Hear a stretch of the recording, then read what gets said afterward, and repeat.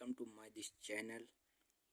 आज आनुवंशिकता के 25 इम्पोर्टेंट क्वेश्चन देखेंगे जो कि सभी एंट्रेंस एग्जाम की दृष्टि से बहुत ही इम्पोर्टेंट हैं। जिसका पहला क्वेश्चन है, डीएनए के प्रतिकृतिकरण के दौरान इसके दोनों सूत्र अलग अलग हो जाते हैं। इनमें से प्रत्येक सूत्र नए सूत्र के संश्लेषण के लिए सांचे का कार्य करती है। इस प्रकार प्रतिकरण कहलाता है असंरक्षी, अर्धसंरक्षी, लचीला, संरक्षी। तो इसका जो करेक्ट आंसर है ऑप्शन बी अर्धसंरक्षी। देखते हैं अगले क्वेश्चन। गुणसूत्रों में अंतःखंडों का एक कार्य है गुणसूत्रों के सिरों को अवरुद्ध करना, अर्ध गुणसूत्रों को ध्रुवों की ओर जाने में मदद करना, आरएनए संश्लेषण की शुरुआत करना, समजात गुणसूत्रों के जोड़ों की सही संख्या का पता लगाना। तो इसका करेक्ट आंसर ऑप्शन ए गुणसूत्रों के सिरों को अवरुद्ध करना। डाउन सिंड्रोम 81 गुणसूत्र के अतिरिक्त प्रतिलिपि के कारण होता है। किसी डाउन सिंड्रोम से प्रभावित महिला एवं सामान्य पुरुष की संतानों में इस सिंड्रोम से प्रभावित बच्चों का प्रतिशत क्या होगा? तो 50% होगा। देखते हैं अगला क्वेश्चन। क्या होगा यदि 50 अमीनो अम्ल की एक पेप्टाइड श्रृंखला के जीन के 25वें कोडोन UAU में उत्परिवर्तन द्वारा UAA कोडोन बन जाए?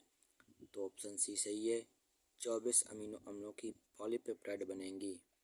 अनुलेखन के दौरान डीएनए का वह स्थान जहां आरएनए पॉलीमरेज जुड़ता है कहलाता है। तो इसका ऑप्शन सी सही है, प्रोमोटर। डीएनए व आरएनए में क्या समानता है?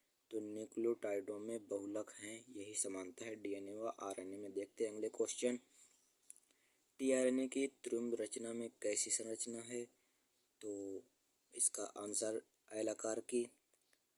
जितने क्वेश्चन भी कराता हूँ मैं बहुत इम्पोर्टेंट हैं। देखते हैं अगला क्वेश्चन। प्रोकैरियोट्स में ट्रांसलेशन के प्रारंभ के समय जीटीपी अणु आवश्यक है फॉर्मेट टीआरएनए को 30S mRNA से जोड़ने में। चलते हैं अगले क्वेश्चन की तरफ। अगला क्वेश्चन है, निम्न में से कौन सा कोडोन प्रोटीन संश्लेषण में कोडोन के अनुरूप अमीनो अम्ल प्रारंभ कोडोन अथवा विराम कोडोन से सही मिलान दर्शाता है? तो UAC टायरोसिन। ड्रोसोफिला में लिंग निर्धारण होता है X गुणसूत्रों की संख्या ऑटोसोम के समूह के अनुपात के द्वारा। क्रिसमस रोग का दूसरा नाम है हीमोफीलिया बी। क्रिसमस रोग का दूसरा नाम है। चलते हैं अगले क्वेश्चन की तरफ। अगला क्वेश्चन है, जब जीनों का एक समूह संलग्नता लिंकेज दर्शाता है तब गुणसूत्र नक्शा नहीं दर्शाते।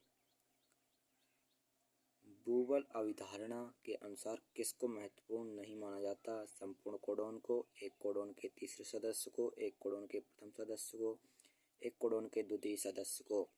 तो इसका करेक्ट आंसर ऑप्शन बी एक कोडोन के तीसरे सदस्य को।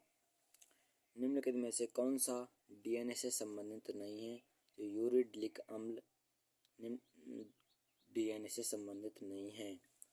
अब अगला क्वेश्चन देखते हैं।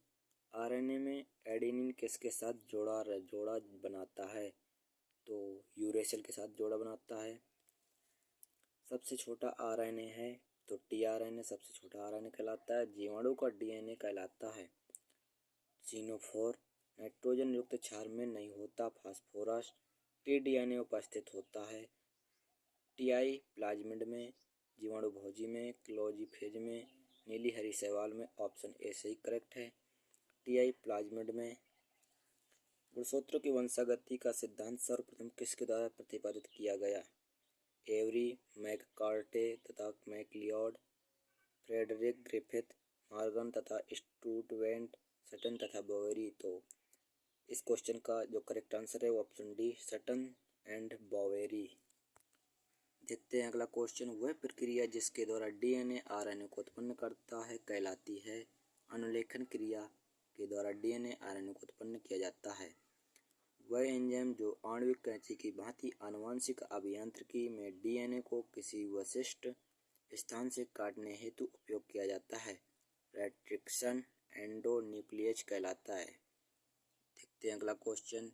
किसी पादप का लंबेपन का कारक कैपिटल टी प्रभावी है, वह बौनेपन का कारक स्मॉल टी है। लाल पुष्प का प्रभावी कारक कैपिटल आर तथा सफेद पुष्प का कारक स्मॉल आर है। यदि capital R R capital T small T का संकरण small T small R R से कराया जाए तो लंबे और लाल पुष्प वाले पादपों में प्रतिशत क्या होगा? 50% होगा। तो प्रायः उत्परिवर्तन म्यूटेशन से उत्पन्न होते हैं अप्रभावी जीन। इस क्वेश्चन का अगले क्वेश्चन की तरफ देखेंगे।